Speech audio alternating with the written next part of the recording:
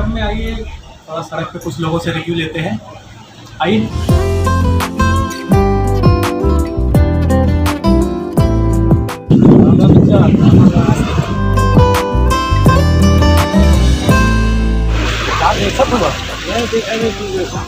हाँ?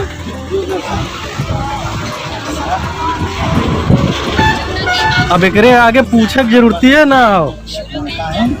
हम तो सोचली कि चलिए पूछी कच्चा का देखा तो वो करम शुरू के संग देखो तुम।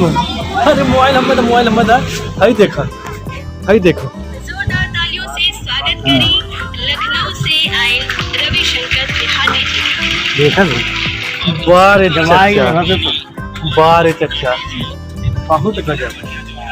तब जान ले कि एकरे आगे हमें कुछ बोले के और कहे की जरूरत ना हो। चच्चा खुदा देखत हुआ लोग रंग सुनो के संग। जब चच्चा लोग ऐसे ही सपोर्ट करी है और प्यार दी है तब तो करे की जरूरत है ना। बस हम और कुछ ना बोलब, आप लोग खुद समझी कि लोग रंग सुनो के संग कैसन और का रिव्यू है और कितना ऊंचे लेवल पे जाते हैं। तो आप लोग जाइए और खूब दबा के देखें, खूब दबा के प्यार।